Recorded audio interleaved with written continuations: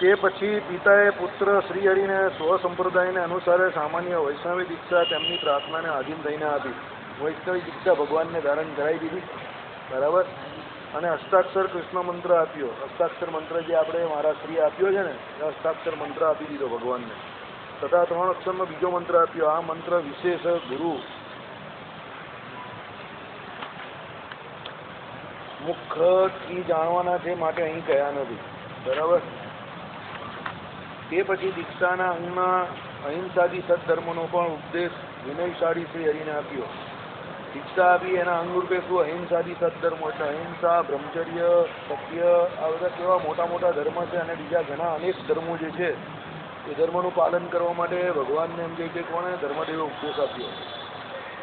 ત્યાર પછી પિતા થકી કૃષ્ણ દીક્ષાને પામેલા શ્રી હરિકૃષ્ણ ધર્મ પ્રતિષ્ઠાને ઈચ્છા થતા પોતાનો જ એક આશ્રય કરીને રહેલા સ્વતઃ સિદ્ધ સમગ્ર સદધર્મોને તાતના ઉપદેશને અનુસારે પાળવા માંડ્યા. અને કૃષ્ણ પૂજન પિતાએ ઉપદેશ કરેલી રીતિને અનુસારે હર્ષથી કરવા માંડ્યા. એટલે ભગવાનને જે પ્રકારે ધર્મદેવજીએ ઉપદેશ કર્યો એ પ્રમાણે આ ભગવાન પોતે વર્તવા લાગ્યા અને ભગવાન શ્રી કૃષ્ણની પૂજા કરવા લાગ્યા. એ અનુરૂપ અન્યજનોથી ન પાડી શકાય એવું નૈષ્ઠિક બ્રહ્મચર્ય વ્રત પર પૃથ્વી ઉપર પ્રવર્તવા માટે પોતે પરમેશ્વર છે તો પણ જનોના હિત શિક્ષણ સારું જ પાડવા લાગ્યા. એટલે ભગવાને નૈષ્ઠિક બ્રહ્મચર્ય વ્રત ધારણ કર્યું અને એનું પાલન કરી નાખ્યું, બરાબર. ભગવાન છે તો પણ કર્યું. એ રાજન સ્વયં શ્રી હરિ શર્મા એટલે સાક્ષાત શ્રી કૃષ્ણ પરમાત્મા છે. તથાપી પૂર્વોક્ત રીતિએ ઉપનયન સંસ્કાર પામી તે પછી કૃષ્ણ દીક્ષા પામીને પ્રતિદિન શ્રી કૃષ્ણની ભક્તિ કરતા થતા સત્શાસ્ત્રનો અભ્યાસ કરતા કરતા આવિર્ભાવના આરંભીને 11મા વર્ષને પામ્યા. ભગવાન કેટલા? 11 વર્ષના થઈ ગયા. આવા અવસરમાં આ સમર્ષિ હરિનો અદ્ભુત અપરંપાર એટલે અપરંપાર, બરાબર, પ્રતાપ કર્ણના કર્ણીથી સુણીને, કર્ણના કર્ણીથી એટલે એકબીજાના કહેવું ને બીજા એક સાંભળે ને બિલ કે એટલે એક કર્ણથી બીજા કર્ણમાં એમ. અશ્વત્થામાનો સાપ સંગ્રહ કરવાથી શસ્ત્ર ધારણે રહિત એવા પોતાના રીપુ શ્રી હરિકૃષ્ણને કપટથી હણવા માટે ઉદ્યમી થયેલા દંભથી વૈષ્ણવ વેશ જેમણે સ્વીકાર કર્યો છે. વેશને વિરુદ્ધ વિકરાળ, કરવાળ વગેરે શસ્ત્રો જેમના હાથમાં છે. કોપ વ્યક્તિ ભાંગ્યા અને ગાંજાના પાનથી લાલચોર લોચન જેમના છે. સાધુજનોને પીડા પમાડી શકે એવા બહુ દેહબળવાળા મદુદ્ધત એવા 100 અસુરો ટોળે મળીને હણવાનું છિદ્ર નહીં મળવાથી વારે વારે અયોધ્યામાં આવતા હતા. એટલે ભગવાન 11 વર્ષના થયા એટલે ભાઈ અશ્વત્થામાના શ્રાપથી ભગવાન એમ કહે કે પોતે શસ્ત્ર તો ધારણ ન કરતા હતા. એટલે બીજા જે કોઈ અસુરો હતા એમને થયું કે ભાઈ આને મારવાનો શ્રેષ્ઠ સમય છે. એટલે બધા ભેગા થયા. 100 જણા ગાંજો પીતા હતા ને દારૂ પીતા હતા ને લાલ આંખવાળા ને હાથમાં હથિયારવાળા. એટલે અયોધ્યામાં આટા ફેરા મારતા હતા, મોકો હોદતા હતા. આવેલો તે તમામ અસુર સમાજ ધર્માત્મજ શ્રી હરિકૃષ્ણના સંકલ્પ માત્રથી વિમોહ પામતા જેમ પૂર્વે ભારત યુદ્ધમાં સંગ્રામમાંથી પાછું નહીં વળવું એવા શપથ સોગંદ ખાઈને આવેલા હોવાથી સંસપ્તક નામ જેમનું જેવા ક્ષત્રિયો અર્જુનના ત્વસ્તા દેવજના જેવા અસ્ત્રથી વિમોહ પામીને એકબીજાને અર્જુન છે એવી બુદ્ધિથી હણાઈને મરણ પામ્યા હતા. તેમ આ નીલકંઠ જેવો પરસ્પર વૈરીપણાનો ભ્રમ ઉત્પન્ન થતા પરસ્પર વિવિધ શસ્ત્ર પ્રહારથી હણતા મરણ પામી ગયો. તે આ કથા ભારતના દ્રોણ પર્વમાં આ રીતે કહી છે. પરમેશ્વર શ્રી હરિ અયોધ્યામાં આવેલા અસુરોનો તો આવી રીતે પરાભવ કરીને દેશાંતરમાં રહેલા બીજા અસુરોનો પણ પરાભવ કરવાની ઈચ્છા કરી. એટલે પેલા બધા ભગવાનને મારવા આવ્યો, પણ ભગવાને શું રાજનીતિ કરી કે ભાઈ અંદર એ બધાને લડાઈ નાખ્યા, મોહ પમાડી દીધો, બરાબર. કેવી રીતે? તો અર્જુનજીએ જે આ બાણ છોડેલું, બરાબર, કયું બાણ? સમસપ્તક નામનું બાણ છોડેલું. એનાથી શું થયેલું? બધા એકબીજાને અર્જુન સમજવા માંડેલા કે આ અર્જુન છે, આ અર્જુન છે, એમ કરીને બધા અંદર લડીને મરી ગયેલા મહાભારતના યુદ્ધમાં. એ જ પ્રમાણે ભગવાને શું કર્યું? પેલા બધાને અંદર વેર બુદ્ધિ કોની પર? હરિ પર હતી. એટલે બધાને કેવા હરિરૂપે બધા એકબીજા દેખાતા હતા, બરાબર, કે આ જ હરિ છે એમ કરીને બધા એકબીજાને મારીને મરી ગયા બધા. ભગવાને પછી સંકલ્પ કર્યો કે અહીંયા વાળા તો મર્યા, બહારના જે અયોધ્યાની બહાર જે અસુરો છે એમને મારવા માટે હવે કંઈક પ્રયત્ન કરવો પડશે એવો સંકલ્પ કર્યો. આવી ઈચ્છા કર્યા પછી તુરત જ એવો સમય આવ્યો કે જેમાં પોતાના માતા ભક્તિ શાપનો અંત પામશે. કાર્તિક માસમાં એટલે એક એવો સમય આવી ગયો કે હવે ભક્તિ માતાને દેહ છોડવાનો છે. એમને જે દુર્વાસા ઋષિનો શાપ થયેલો એમાંથી હવે મુક્ત થવાનો અવસર આવી ગયો.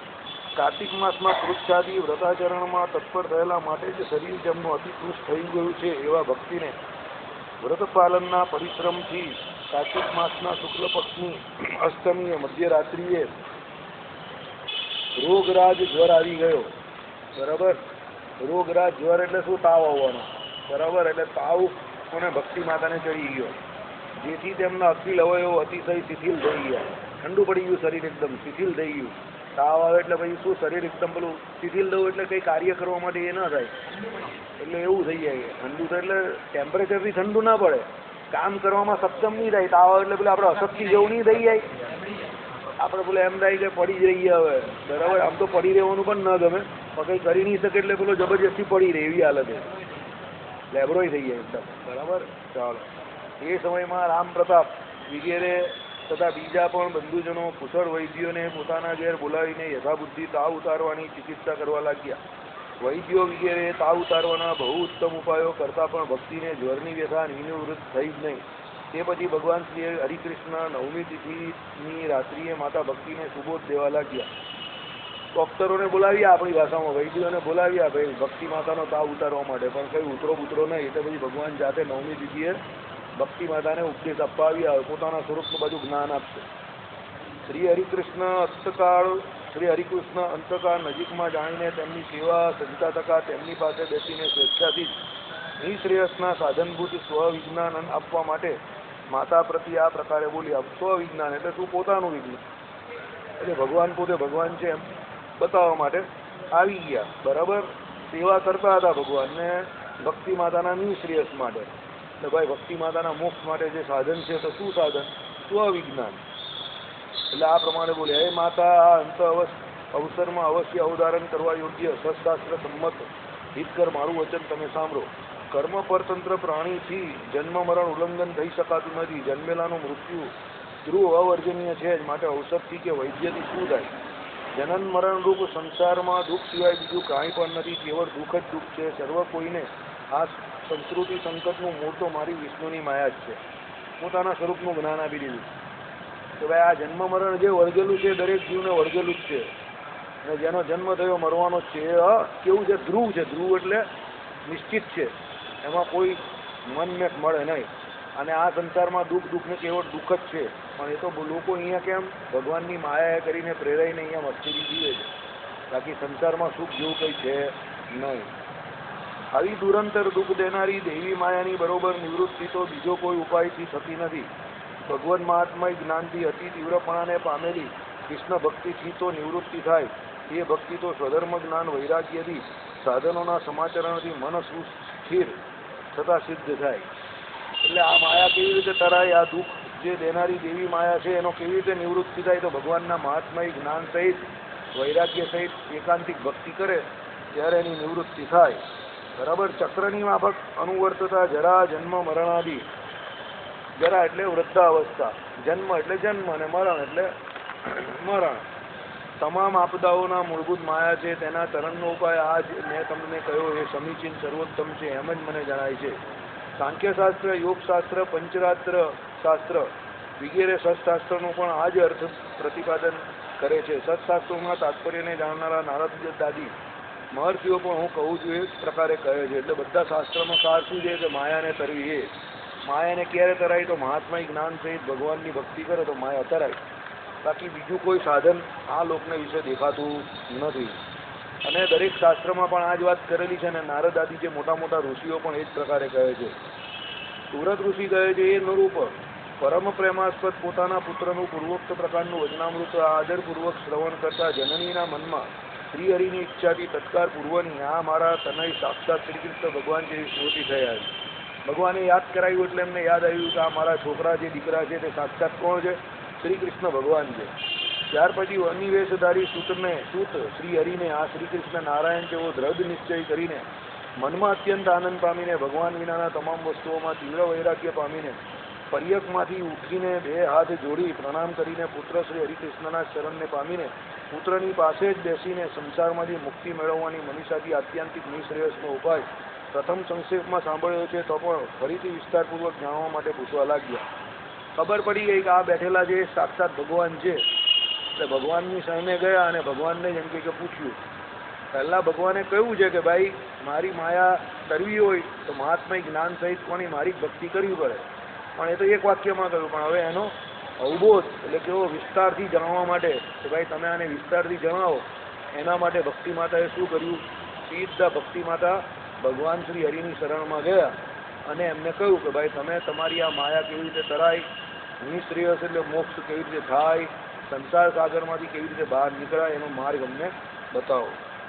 શ્રી સત્સંગીજીઓને પ્રથમ પ્રકરણે વિદ્યા અધ્યયન સામાન્ય દીક્ષા ગ્રહણ અસુર યુથ નિઘાત નિરૂપણ નામેક 30 અધ્યાય નામેક 30 એટલે 31મો અધ્યાય પ્રમાણે પૂરો થયો.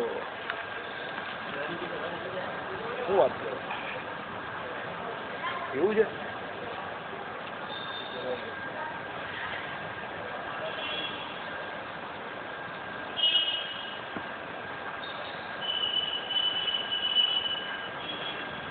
અધ્યાય 32મો હરિગીતા પંચાધ્યાયી શ્રી હરિ જયતી. હરિગીતાનું મહાત્મય શ્રીમદ ભાગવતમાં જેમ કપિલ ગીતા છે એટલું જ મહાત્મય હરિગીતાનું છે. કપિલ ગીતામાં તો ફક્ત સાંખ્ય શાસ્ત્રનો બોધ આપેલો છે. આમાં તો તમે કહ્યું પ્રમાણે, આમાં આગળ મહારાજે કહ્યું પ્રમાણે સાંખ્ય યોગ પંચરાત્ર એવા જે સર્વશાસ્ત્રનો સાર આમાં કહ્યો છે કે ભગવાનની એકાંતિક ભક્તિ કેવી રીતે થાય એ. બરાબર? એટલે હરિગીતા કપિલ ગીતાથી કોઈ રીતે ઓછી નથી.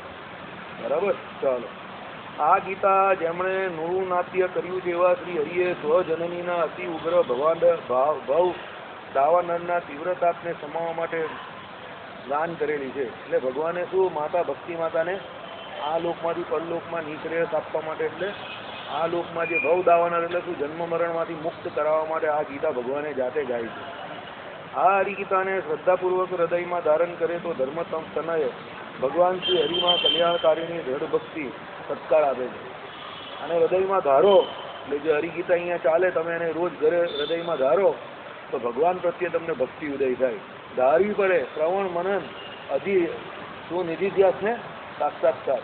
શ્રવણ પછી મનન કરવું પડે, નિધિધ્યાસ કરવો પડે તો સાક્ષાત્કાર થાય. ન કરો તો કંઈ થાય ને. અહીંયાનું અહીંયા જેમ આપણી તમારી રોજ પરિસ્થિતિ હોય કે ભાઈ 5 વર્ષ જૂનો સવાલ પૂછે કે 5 દિવસ પહેલો સવાલ પૂછે, તમને 80% માણસને એની ગેડ બેસતી જ નથી, એ બેસે નહીં. આ હરિગીતામૃત રૂપ નદીનો પ્રવાહ સર્વ સંતાપને સમાવનારો, સર્વ કોઈએ સુખેથી પામવા યોગ્ય છે. માટે અમૃતના અર્થીઓએ આનું સદા સેવન કરવું. પોતા વિશે ધર્મ જ્ઞાન વૈરાગ્ય સહિત એકાંતિકી ભક્તિ દ્રઢ કરવા માટે શ્રી હરિએ માતાના મિશ્રી આ જ્ઞાન ગીતા ભૂમિ ઉપર ગાન કરેલું છે. એટલે ધર્મ જ્ઞાન વૈરાગ્ય સહિત એકાંતિક ભક્તિ કેવી રીતે થાય છે હરિગીતામાં કહ્યું છે. આખી હરિગીતા 5 પ્રકારના આપણે આ સભામાં આ મંડળમાં આ જ જગ્યા પર ચલવેલી છે. એક વ્યક્તિ સત્સંગી જીવન વાંચતા હતા અને એને નહીં સમજ પડતી હતી, લઈને આવેલા, એટલે આપણે આખી હરિગીતા અહીંયા ચલવેલી. પણ મારા ખ્યાલથી 2010ની આજુબાજુની વાત હશે, 2010-11. ત્યારે વિમલ પણ સત્સંગમાં ના આવતો. 2010ની જ વાત હશે, એટલે 10ની વાત હશે.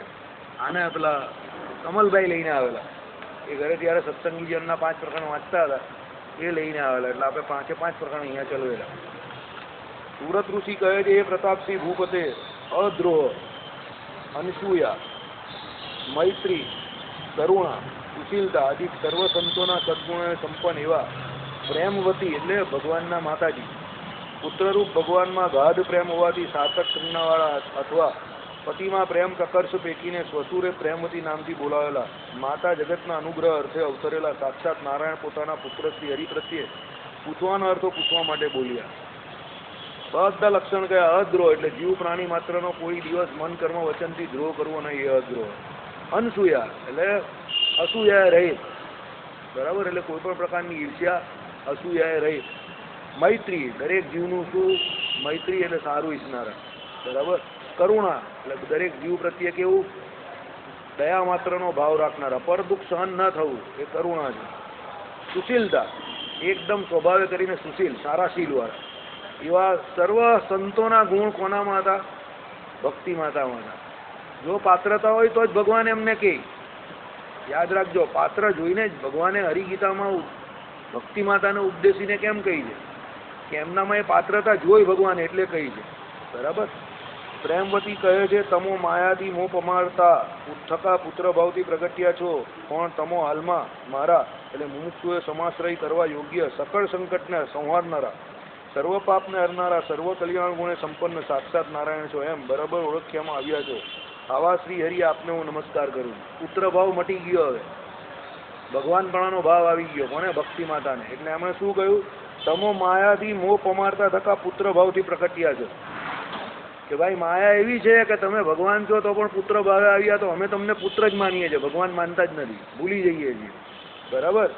પણ તમો હાલમાં મારા મુમુક્ષુએ સમાશ્રય કરવા યોગ્ય, પણ અત્યારે તમે શું છે, અમારા જેવા જે કોઈ મુમુક્ષુ છે એને આશ્રય કરવા યોગ્ય છે. સકળ સંકટને હરનારા, ભગવાન એમનું સંકટ તો એમનો અવતાર થયો ભગવાનનો ત્યારથી બધા સંકટો હરી જ લીધેલા, એટલે કહ્યું. સર્વ પાપને હરનારા, ભગવાન કેવા છે? ભગવાનનું નામ જ પરમ પવિત્ર છે, એટલે તમારા જે અનંત કોટી જન્મોના પાપ હોય એ બધા ભગવાનના નામ સ્મરણથી, ભગવાનનું જ્યાં મંગળ ભવન મંગળ હારી, બધું સમગ્ર અમંગળ છે એનું નિવારણ થઈ જાય, પાપનું નિવારણ થઈ જાય. ભગવાન પોતે એવા છે. સર્વ કલ્યાણ ગુણે સંપન્ન, કલ્યાણકારી ગુણ તો અનંત કોટી બ્રહ્માંડમાં જો કોઈનામાં હોય તો એક કેનામાં છે?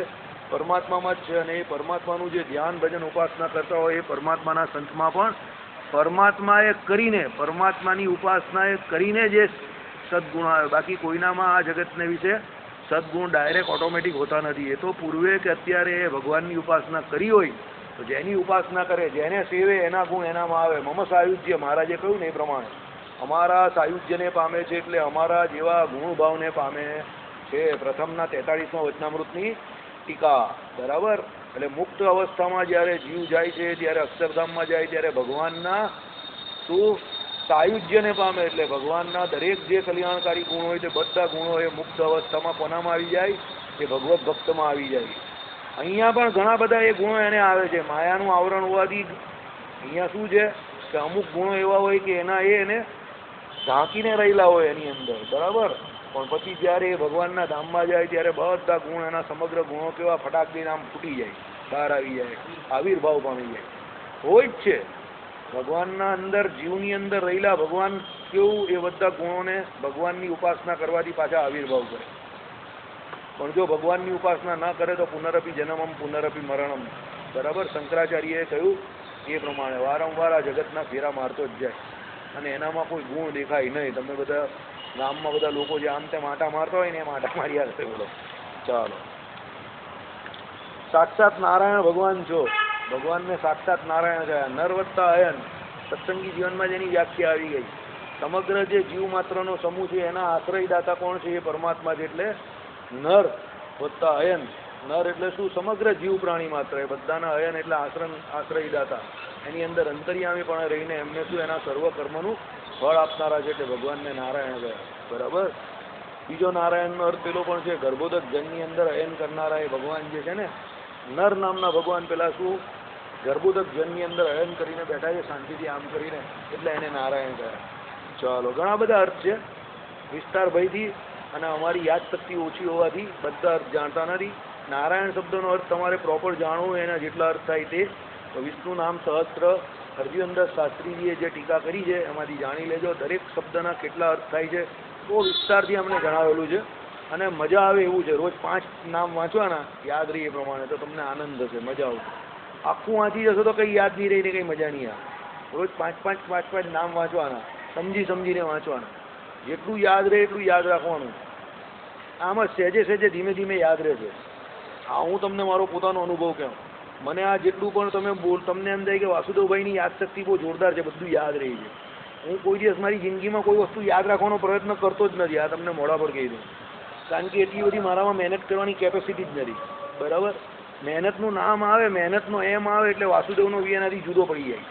એટલે મારાથી જેટલું સહેજે થાય એટલું જ હું કરું. વીરેન્દ્ર સેવાગની જેમ ऑफ स्टंप पे गेंद आई और हमने मार दी, गेंद बाउंड्री के बाहर, फिर देखने का नहीं, बराबर. યાદ રાખવા માટે કોઈ કામ હું કરતો નથી, ખાલી ધ્યાનથી વાંચી જવાનું. એટલે તમને રસ હોય ઓટોમેટિક યાદ રહી જાય, રસ નહીં હોય તો જય સ્વામી નારાયણ, બરાબર. કેરી કેવી યાદ આવે છે વર્ષમાં એક વખત, કે કેરીનો મહિનો ચાલે છે ભાઈ, પેલો કે મોંઘી છે તો કઈ થોડીક ઓછી લઈ આવો, પણ કેરી તો ખાવાની ને, વર્ષમાં એક જ વાર યાદ આવે ખાવાની આવે, તો એ કંઈ યાદ રાખવું પડે. કેમ? કેરીની અંદર રસ રહેલો છે, અને કેરીના રસની અંદર તમને રસ છે, એટલે સહેજે સહેજે યાદ રહે. એવું છે, યાદ રાખવાની જરૂર પડતી નથી.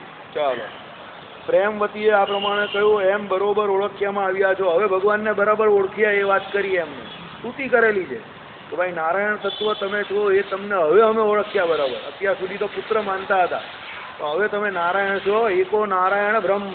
બરાબર. હવે આવા શ્રી હરિ આપને હું નમસ્કાર કરું છું. પણ આમ સામાન્ય રીતે માતા કોઈ દિવસ પુત્રને નમસ્કાર ના કરે, પણ અહીંયા માતા અને પુત્રનો ભાવ નથી, આત્મા અને પરમાત્માનો ભાવ છે. ભક્તિ માતા અહીંયા આત્મા તરીકે, જીવાત્મા તરીકે લેવાના છે, ભગવાનને સાક્ષાત પરબ્રહ્મ પુરુષોત્તમ નારાયણ તરીકે લેવાના છે, એટલે એને પ્રણામ કરેલા છે. બરાબર. તો પાછા અહીંયા આપણે જે આપણી સભામાં અમુક પાછી એવી મોટર બી છે કે ભાઈ મા થઈને દીકરાને કા પ્રણામ કરે છે, એવા આડાવડા સવાલ લઈને આવી જાય પાછા. બરાબર. આપણી મેચ 2020ની વ્હાઇટ બોલ જેવી છે. પેલા એક બોલર હમણાં બાંગ્લાદેશનો કે કસ્તાનો હતો ને, એક જ ઓવરમાં 92 રન આપી દીધા. બરાબર. એક જ ઓવરમાં 92 રન. તમે વિચાર કરતા હશો, એક ઓવરમાં 92 રન કેવી રીતે આપી દીધા.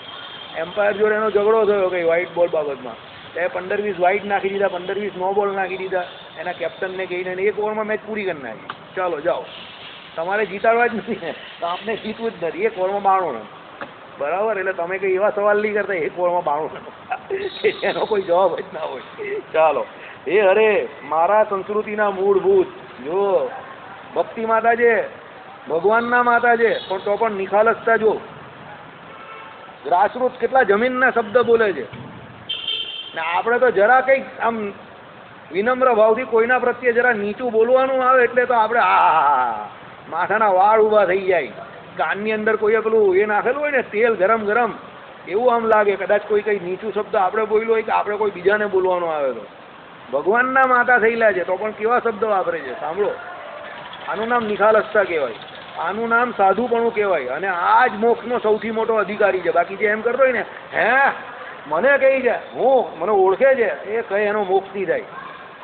અને અનફોર્ચ્યુનેટલી બદનસીબે આવા માણસ મંદિરે આવી જાય છે. મને દુઃખ આવું બોલે એનો કોઈનો નથી, મને તો બોલે ગામમાં તો જેને જે બોલવું હોય તો બોલે. આવા લોકો મંદિર આવીને એવી રીતે બોલાવે છે, નવા શબ્દ વાપરે છે. તું મને ઓળખે છે, આવા શબ્દ વાપરે છે મંદિર આવીને. હવે તું કયા ખેતનો વેગન છે કે તને ઓળખે છે? બરાબર ને? સિદ્ધાંત યાદ રાખવાનો, જે એમ કહીને ઓળખે છે એની અમુક ગાંડા જ થઈ જવાનું. મેં લાગે કે આ ગાંડો જ એને સમજ નહીં પડતી. ઓળખે છે એટલે શું કહેવા માંગે તું ભાઈ? એવો તો કેટલો અહંકાર તમને કે મને ઓળખે છે એમ પૂછે તું. 5-50-100 માણસ કંઈ તો 5000 માણસ ઓળખતા હોય કે 10,000, એમાં કંઈ મને ઓળખે છે એ શબ્દ જ ખોટો.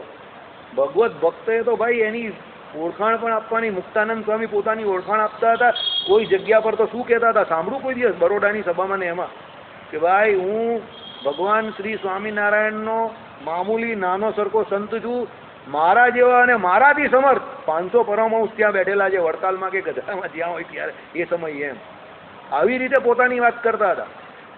મુક્તાનંદ સ્વામી મહારાજ કરતા ઓલમોસ્ટ 2 ટાઈમ્સ. 21ના મહારાજ હતા ત્યારે 42ના હતા મુક્તાનંદ સ્વામી. મુક્તાનંદ સ્વામી મહારાજની આજ્ઞામાં રહીને મહારાજ કહી પછી સભામાં જીતવા જાય ને પાછા ઓળખાણ મહારાજ નહીં આપે, પોતાની ના આપતા હતા. કેટલી નિખાલસતા. આપણે તો મને ઓળખે છે એમ તને પેલો કે અરે ભાઈ તું જાને ભાઈ નથી ઓળખતો, તને આગળ વધ. બરાબર. એટલે એ બધી ખોટી વાત નહીં કરવાની. આપણે ભગવાનના ભક્ત થયા, આપણે તો ભગવાનની કૃપાથી એકદમ નીચી નોર્મલ સીધી વાત કરવાની. સામેવાળો અકળાય, સામેવાળો જોરમાં બોલે તો પણ આપણે કોશિશ તો એવી જ રાખવાની કે ભાઈ આપણે આપણું સાધુપણું નથી છોડવાનું. સમજો, મહારાજે કહ્યું ને ભીમસેન જેવા દારા દેનારા તો ઘણા મળી જાય. યુધિષ્ઠિર જેવું શાંતપણું આવવું કઠણ છે, અઘરું છે. સાધુપણું લાવવું કઠણ છે. થોડાક સાંભળવાની થોડીક આદત રાખવાની આપણે પણ, કે કોઈ 2 શબ્દ કડવા બોલી જાય તો કાન સુધી રાખીને બહાર નીકળી જવું જોઈએ. આ કાનથી આમ બહાર, પછી અહીંયા બહુ રાખવાનું નહીં, એ તો મોક્ષ ન થશે. જેને અહીંયા બહુ લાગી જતું હોય ને યાદ રાખજો, એ આ લાઈનનો માણસ નથી.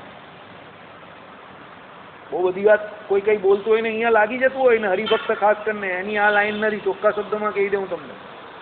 હમણાં જ રાજેન્દ્રદાસજી કથા કરતા હતા, એમના ગુરુના ગુરુ એમનો શિષ્ય એને એટલો માર્યો, પેલાને એટલો માર્યો, બેભાન થઈ ગયો. અરે મરી ગયો, સુદ્ધા મરવા તોલ, તો પણ પેલો રાત્રે ગુરુ પાસે જ આવ્યો. હવે મને નહીં લાગતું કે હું બચ્યો એવું. તો ગુરુએ એને આશીર્વાદ આપ્યો, ભગવત ધામમાં ગયો. બોલો બોલો, હસતો હસતો. મારી નાખ્યો તો પણ ગુરુનો અવગુણ નહીં. લે, કેટલો નિખાલસ માણસ, વિચાર કરો. એને ખબર હતી ગુરુએ મારી ભૂલ છે એટલે મને માર્યો, ને હું મરીશ, મારો દેહ પડશે તો પણ મારું ભૂંડું નહીં થાય. એટલો વિશ્વાસ એના ગુરુ પર. કેટલી નિખાલસતા. અને જે બીજો માણસ સાધુ બનવા માટે આવેલો એ જોતો હતો, એને બહુ ભારી અવગુણ આવી ગયો કે આ તો મારી નાખે એવો માણસ છે, આની પાસે થોડું જવાય. પછી પેલાએ એને સમજાવ્યો જતા જતા. હા, એટલે પેલાને અવગુણ આવી ગયો. વિચાર કરો તો પેલાની નિખાલસતા કેવી. આટલો ને એને ભૂલ શું કરેલી તમને કહું. એ સાધુ કોઈ પણ સ્ત્રીનો છાંયડો પડે તો પણ એ જમવાનું બનતું એ જમતા ન હતા. અને પેલા ભાઈએ પડદો મૂકેલો ને કોઈ બાઈ આવી ને આમ પડદો ઉચકીને જોવા ગઈ કે આમાં શું થાય છે. ને પેલાથી કહેવાયું કે ગુરુ આજે એક બાઈ આમ પડદો ઉચકીને જોઈ ગઈ આ ભોજન તમારું બનાવ્યું છે. એમાં તો પેલાને મારી મારીને તોડી નહીં ગયો. ખાલી ઓળકેલી પણ નહીં, પેલી રસોઈ તો બધી દોડી દીધી ને પેલાને મારી મારીને તોડી નહીં ગયો. બોલો, વિચાર કરો.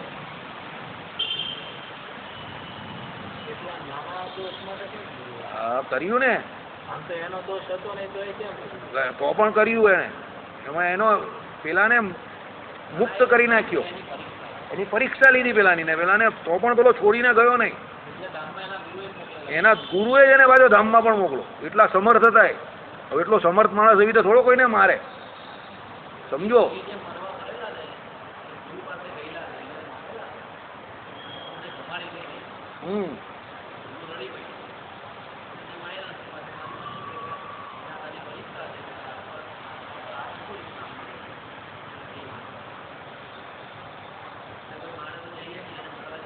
આપણે તો બધા રાજકુમાર, બધા જ રાજકુમાર. સુરતમાં તો બધા હાલતા ચાલતા રાજકુમાર ચાલે, બરાબર. આમ જરા પગ અડ્યો એટલે એમ કરીને પેલો ભમર ઉપર જ ચડીએ. સહન કરવાની વૃત્તિ જ નથી આપણે તો. ઓ દેહાભિમાન, દેહાભિમાન ટળતું જ નથી. મરે ત્યાં સુધી નહીં ટળતું, બરાબર. ચાલો, કઈ નહીં, આજ માટે આટલું કાફી છે. પાછું ઓવરડોઝ થઈ જાય તમને. માયા નામના અનાદિ અજ્ઞાનની નિવૃત્તિ અનાયાસથી જલ્દી જે પ્રકારે થાય તે પ્રકારે મને ઉપદેશ આપો. ભક્તિ માતા કે ભાઈ આ માયા નામની જે અવિદ્યા કઈ છે, અજ્ઞાન છે, અજ્ઞાન કે અવિદ્યા કોઈ બધા એક જ શબ્દ છે, એની નિવૃત્તિ કરવી છે. હવે અહીંયા નથી આવું. અનાયાસથી એટલે આમ તાત્કાલિક કરી દઉં, વગર પ્રયત્ને, જલ્દી જલ્દી, બરાબર. તરત લાવ, જલ્દી લાવ, ગરમ લાવ, મફતનું લાવ, એવું કહીએ ને એ પ્રમાણે કે ભાઈ તરત હવે અમને અહીંયાથી બહાર કાઢો, હવે તમારી શરણે આવેલા છે, એવો મને ઉપદેશ કરો. એ સન્મતે, સન્મતે એટલે સારી મતીવાળા, હું ગ્રામ્ય સુખાભાસ થકી તીવ્ર વૈરાગ્યને પામીને. જો શબ્દ સાંભળજો, શબ્દ બહુ ઊંચો છે. ગ્રામ્ય સુખ આભાસ એટલે આભાસ છે ગામના સુખમાં, સુખ નથી. હરિગીતા આવે ને એટલે મજા આવી જાય. આખો 5 પ્રકરણમાં શીખવાનું જ શીખવાનું જ આમાં. વાસ્તવિકતામાં જગતમાં પંચ વિષયમાં સુખ નથી, એનો આભાસ છે. એટલે શું કહ્યું અહીંયા? હું ગ્રામ્ય સુખ આભાસ થકી તીવ્ર વૈરાગ્યને પામીને જાણી ગઈ કે આમાં સુખ નથી, માત્ર ને માત્ર દુઃખનું જ કારણ છે. એટલે એનાથી હવે મને શું થઈ ગયો છે? વિવત્તા રાગ એટલે વૈરાગ્ય થઈ ગયો છે. અખંડ સુખની સ્પૃહા કરીને.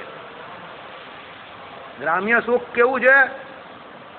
ક્ષણિક, એટલા માટે એને સુખાભાસ કહ્યો કે એની પાછળ બહુ મોટું દુઃખ રહેલું છે. અખંડ સુખ જોઈએ છે. અખંડ સુખ એટલે કેવું? જ્યારે પણ એનું કોઈ પણ કાળે ખંડન ન થાય એવું, જેનો નાશ ન થાય તેવું, જે એક સરખું અનંત અખંડ એવું રહ્યું તે પરમેનન્ટ, એવું સુખ જોઈએ છે. એવું તો સુખ ક્યાં છે? ભગવાનના ધામમાં, ભગવાન પાસે જ છે.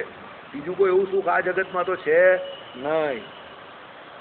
ભવબંધન થકી મુકાવાની ઈચ્છાથી. હવે અહીંયા નથી આવું. એટલે અમારો એક ભાઈ કહીને એ પ્રમાણે ઉપર પોતું મરાવું છે પણ અહીંયા નહીં મોકલતો, હજુ પણ કહું છું, બરાબર. તો મારે એક ભાઈ એવું કહે છે, ભગવાનને રોજ જ કહે કે ઉપર જોઈએ તો પોતું મરાવું છે પણ અહીંયા તો નહીં. ના ભાઈ ના, એનો પેટર્ન ડાયલોગ. કોઈ પૂછે કે અહીંયા આવું છે, ઓ ના ભાઈ ના, આમ કરીને કાન પકડે. ના ભાઈ ના, અહીંયા તો હવાય જ નહીં કોઈ દિવસ. સોરી, ભૂલમાં આવી ગયા ભાઈ આ રસ્તા, બરાબર. ના ભાઈ ના, એવી વાત છે. શું? ભવબંધન થકી મુકાવાની ઈચ્છાથી પરમ કારુણિક આપના શરણને પામી છું. પોતાના દીકરા છે, પોતાની ઉંમરથી કેટલા નાના, તો પણ એના ભગવાન જાણીને હવે એમની શરણમાં ભક્તિ માતા આવી ગયા. માટે મને મારા હિતને કરનારું જે સાધન હોય તે કહેવાને યોગ્ય છો. કેમ કહ્યું? હું તમારી શરણમાં આવી છું અને શરણાગત વત્સલ કોણ છે? પરમાત્મા પોતે છે. અને જે શરણાગત હોય, બરાબર, એ કોણ? જે શરણાગતિ પોતાની પામેલા હોય એ શરણાગતને પેલા જે શરણાગત વત્સલ ભગવાન શું શરણે લઈ છે અને એનું હિત કરવાના અવબોધ, એટલે એના હિત કરવાનો બોધ કે એના હિતકારી વચનને જ ભગવાન કહે છે ને કહે છે. ભાગવત જોઈ લેવું, ગીતામાં જે અર્જુનજીને ભગવાને જે સંવાદ કર્યો એ જોઈ લેવું, વચનામૃતમાં શ્રીજી મહારાજનો બીજા સંતો જોડે કે બીજા હરિભક્ત જોડેનો સંવાદ જોઈ લેવું, કે સત્સંગી જીવનના સંવાદ જોઈ લેવું. એમાં દરેક જીવનું હિત થાય એવી જ ભગવાને વાત કરી છે. અને આ શાસ્ત્ર જે વાંચન કરનારા છે, જે સાંભળનારા છે, જે સમજનારા છે, એ સર્વે ભગવાનના શરણાગત છે ઓલરેડી. એટલે એ શરણાગતોને ધ્યાનમાં રાખીને જ એમનું જેવું હિત થાય, કોનું? જે શરણાગતિ પામેલા છે એવા જ વચનો આ શાસ્ત્રમાં લખેલા છે. બ્રહ્મ વાક્ય જનાર્દનમ, આનું એક પણ વાક્ય એવું નથી કે જે ઓપ્શનમાં કે છોડવા લાયક છે. બધા વાક્ય કેવા છે? ભગવાનની પરાવાણી છે અને બધા જ વાક્ય માથા પર ચડાવવા જેવા છે. બરાબર? ચાલો. એ ભગવાન, હું તમોને પ્રભુ એટલે કર્મવશ્ય નહીં અથવા અક્ષરાદિ સર્વના પ્રશાસનમાં સમર્થ નારાયણ ઋષિ સ્વતઃ સર્વને સર્વદા સાક્ષાત કરનારા નારાયણ ભૂતર ઉપર સર્વ દેવીઓના આત્યંતિક ક્ષેમ માટે ધારણ કર્યો છે અવતાર જેમણે, એવા સાક્ષાત સ્વયં શ્રી કૃષ્ણ જાણું છું. આખો શ્લોક છે હું તમોને પ્રભુ. પ્રભુનો અર્થ શું કયો? પ્રભુ કોને કયા? તો સાંભળો, કર્મવશ્ય નહીં, જેનો સામાન્ય જીવની જેમ કર્મથી વશ થઈને આ લોકમાં જન્મ નથી થતો, એને પ્રભુ કયા. આપણે બધા અહીંયા એમનેમ જ ટપકી પડેલા, બરાબર? એમનેમ એટલે આપણા હાથમાં અહીંયા આવવાનું કે કોને ત્યાં આવવાનું કોઈ એડ્રેસ કે કંઈ હતું નહીં. આપણે પૂર્વના જે કર્મ કરેલા એ પ્રમાણે ભગવાને આપણે એ એડ્રેસે મોકલી દીધા. બાકી અહીંયા બેઠેલા ઘણા લોકો ખોટા એડ્રેસ પર આવી ગયા એવું એમને લાગે છે. બરાબર? જો અશોકભાઈ હિસાબ પહેલાં જ હસી પડ્યા, બરાબર? એટલે આપણે બધાને એવું હોય કે હું ખોટા એડ્રેસે આવી ગયો છું, પણ એ આપણા હાથમાં નથી. કારણ કે એ તો પરમાત્મા જ બધાનું એડ્રેસ ફિક્સ કરે એના જન્મને અનુસાર, એટલે પૂર્વના કર્મને અનુસાર.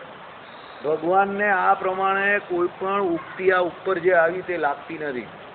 ભગવાન કર્મવશ્ય નથી હોતા. ભગવાન પોતે સિલેક્શન કરે છે. શું? કે ભાઈ આ મારા માતા પિતા ધરા ઉપર થશે. આપણા હાથમાં એ સિલેક્શન હોતું નથી. બરાબર? અશોકભાઈને બહુ દાદ આવે છે. બરાબર? અશોકભાઈ કે ખોટા એડ્રેસ પર આવી ગયો, એની પર તો આખી PhD કરીને આવું. બરાબર? ચાલો. અક્ષરાદિ સર્વના પ્રશાસનમાં સમર્થ. અહીંયાથી નાનામાં નાના જે જીવ હોય, કીડીયાદિક, ત્યાંથી માંડીને અક્ષર પર્યંત જે મોટા જીવ એટલે સાઈઝમાં મોટા નહીં, સામર્થ્યમાં મોટા, એ બધા જે કોઈ જીવ છે સર્વનું શું પ્રશાસન ભગવાન કરે છે. એટલે બધાની ઉપર ભગવાનનો અધિકાર છે. અધિકાર કેવો? કે પેલા બધા જીવ, નાનામાં નાના જીવ હોય કે મોટામાં મોટા જીવ હોય, એ બધાને પરમાત્મા જેવું કર્મનું ફળ આપે એ બધાએ ભોગવવું પડે. ભગવાન કહે કે કીડીને કણને હાથીને મણ હું આપું છું, બધી વાત સાચી, આપે છે, પણ એના પૂર્વના કર્મને અનુસારે આપે છે. બરાબર? એક કૂતરો પેલી ગોરી મેમ ઇંગ્લિશ મેમ હોય ને, બરાબર, એની 25 લાખની ગાડીની અંદર બેઠેલો હોય ને બીજો હડકાયેલો કૂતરો ગલીમાં આમ તેમ રખડતો હોય. કૂતરા બંને છે, પણ એક કાં બેઠેલો છે? મર્સિડીઝ બેન્ઝમાં બેઠેલો છે, અને બીજો ગલીમાં હડકાયેલો કૂતરો છે જેને બધા લાત મારે છે. બરાબર? એટલે પૂર્વે કંઈક મૂકીને ગયા હોય, કોકના માટે કંઈક કર્યું હોય અને વાસના રહી ગઈ હોય ને દેહ પડી જાય તો પછી એને તો કૂતરો બંને આવે. બરાબર? ચાલો. એટલે નારાયણ ઋષિ સ્વતઃ, ભગવાન પોતે કોણ છે? નારાયણ ઋષિ. નારાયણ ઋષિ અહીંયા કોને કયા નારાયણ ઋષિ તો તમને ખબર ને? બદ્રિકાશ્રમને વિશે જે નન નારાયણ ઋષિના નારાયણ ઋષિ કયા તે ભગવાનને અહીંયા સાક્ષાત કયા. નારાયણ ઋષિ કહેવાનો બીજો અર્થ અહીંયા એ પણ છે કે ભગવાન બ્રહ્મચર્ય વ્રતનું અહીંયા પાલન કરીને રહેલા છે. કોની જેમ? નન નારાયણ ઋષિની જેમ. એટલે પણ ભગવાનને હમણાં જ ઉપનયન સંસ્કાર આની આગળના જ પ્રકરણમાં થયો, એટલે નારાયણ ઋષિ તરીકે અહીંયા ભગવાનને શું સંબોધ્યા.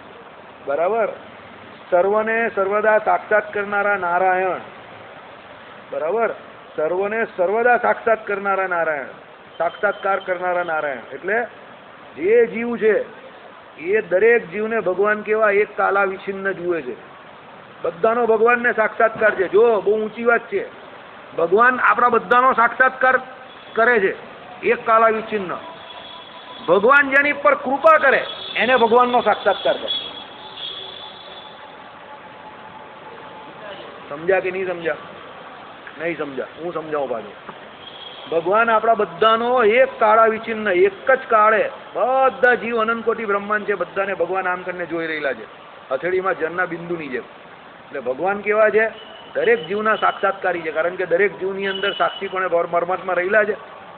પણ એ જીવે ભગવાનનો સાક્ષાત્કાર કરવો હોય એટલે ભગવાનને જોવા હોય તો એના પૂર્વના સુકૃત અનુસારે પરમાત્મા એની પર કૃપા કરે. કેવી કૃપા કરે?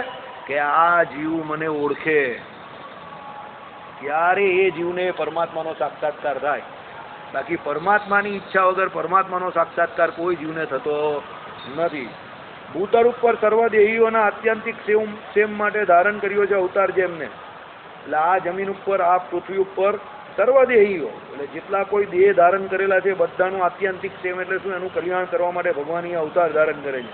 એવા સાક્ષાત સ્વયં શ્રી કૃષ્ણ જાણું છું એમ ભાગવતમાં કહ્યું છે કે એવા તમે સાક્ષાત કોણ છો? અક્ષરધામાધિપતિ શ્રી કૃષ્ણ તમે જ છો, એવા અમે તમને જાણીએ છીએ.